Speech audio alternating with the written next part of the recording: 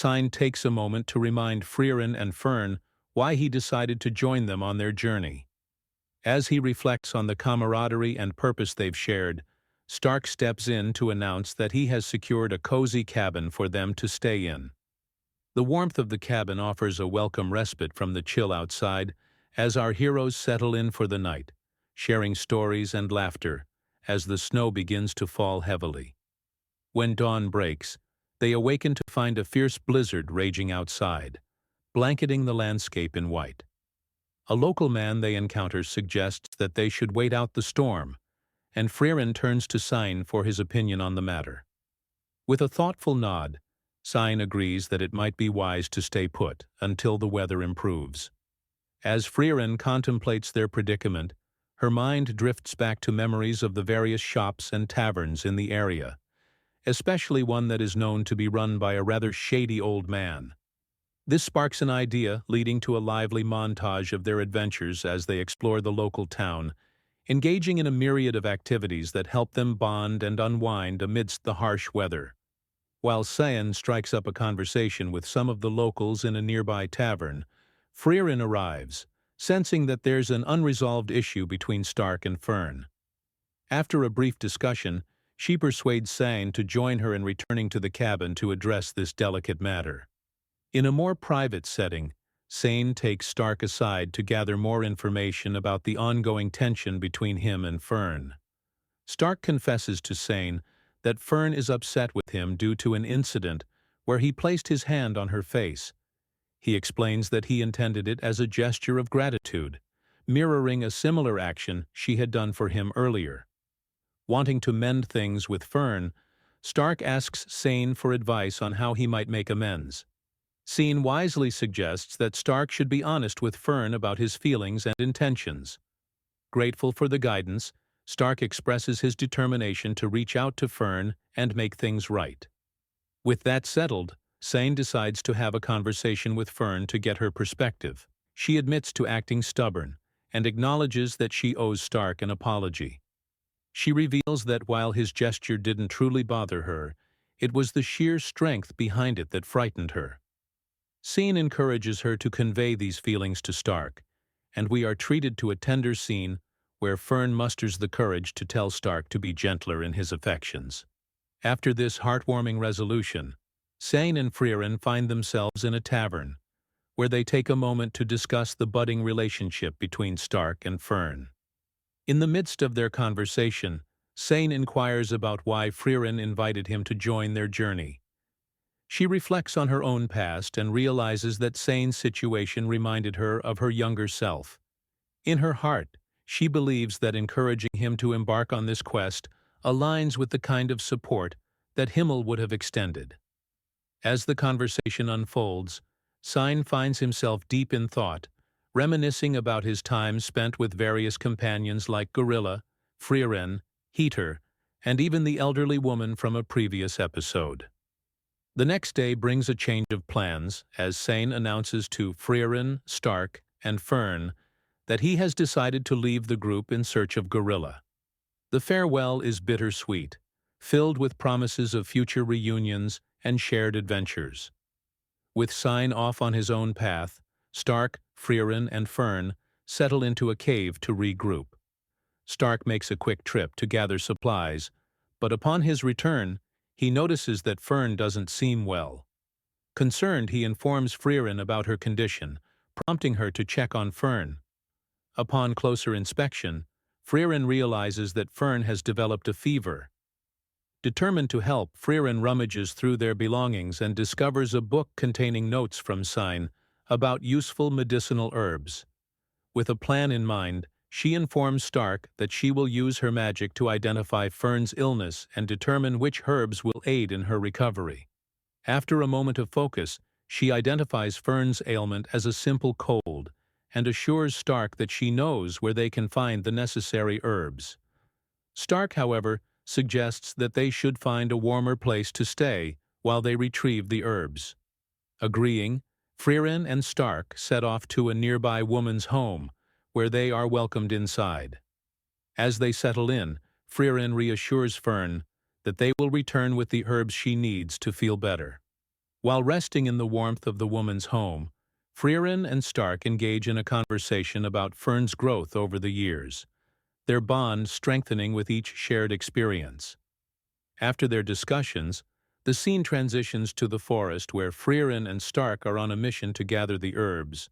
As they traverse the snowy landscape, the group arrives at a cherry blossom tree, where they gather the final ingredients for Fern's medicine. Stark notices Frieren's earlier gesture of holding Fern's hand and asks about her motivations.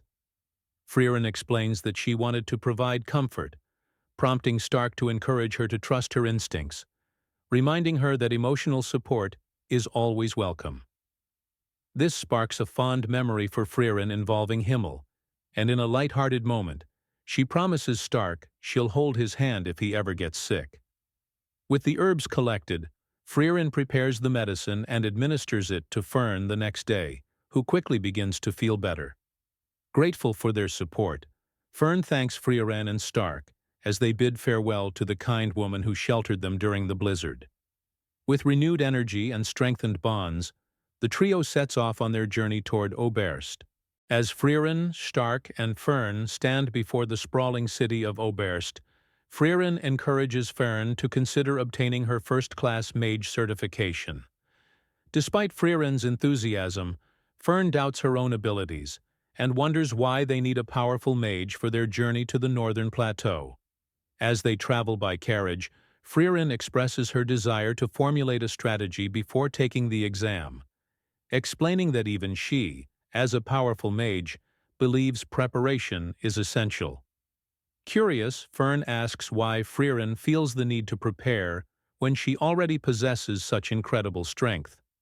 Frieren shares her perspective on what constitutes a strong mage, revealing that she has been defeated by 11 individuals in her past. Meanwhile, in another scene, Kraft is seen protecting a mage named Ubel from several travelers. He confronts her about her alleged involvement in the deaths of bandits, and Ubel boldly admits her intention to take the first-class mage exam. Recalling Frieren's mention of the exams, Kraft decides to head to Oberst to catch up with her and learn about her journey with Fern and Stark. Upon arrival at the Continental Magic Association in Oberst, Frieren and her companions meet a female staff member who informs them of the exam's regulations. She explains that specific certifications are necessary to take the exam, which prompts Frieren to express her determination to leave immediately. Fern, sensing Frieren's urgency, tries to reason with her, but Frieren is firm in her resolve. In a touching moment, she presents her holy emblem to Fern, which catches the attention of an elderly man nearby.